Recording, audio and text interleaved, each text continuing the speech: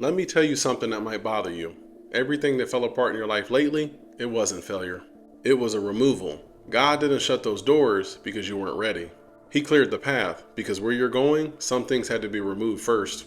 So stay with me because this is going to change how you view everything that you blamed yourself for. Here's why it felt like failure, because what was removed, it was familiar to you.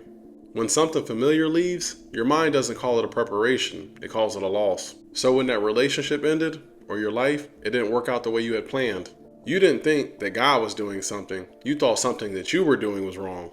And that question sticks to you. It follows you in the quiet moments, it follows you into the late nights. It makes you replay every conversation you had, every decision you made, just to try to find mistakes. But sometimes, pain isn't proof that you failed, it's proof that you're attracting things that can't go with you. Before we move on, I don't want you to leave this video empty-handed. So down in the description, there's a free resource. Something I built for people who are quietly carrying a lot, but refuse to quit. And if that's you, then download it to keep it with you as a reminder that you're not forgotten, you're just being prepared. And if you download it, you'll be added to the channel's email list so you don't miss out on any other free resources. God won't build a future on top of clutter. He has to remove it first.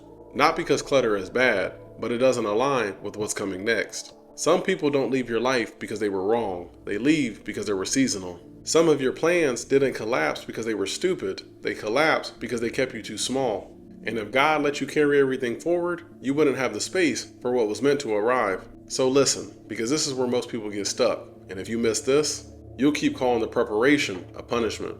God doesn't clear a path randomly. He clears them intentionally. Before elevation comes separation. Before clarity comes discomfort. Not because God is harsh, but because alignment, it requires room. If God didn't remove that thing that was draining you, then what's coming, it couldn't survive.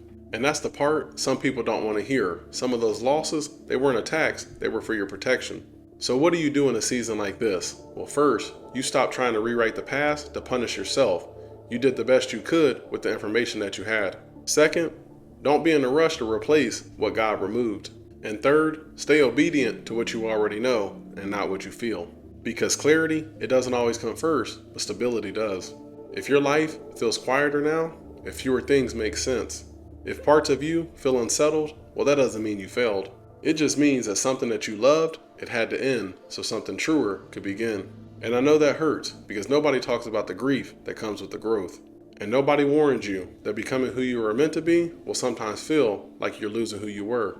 You didn't imagine the loss, you didn't overreact, and you definitely didn't miss your moment.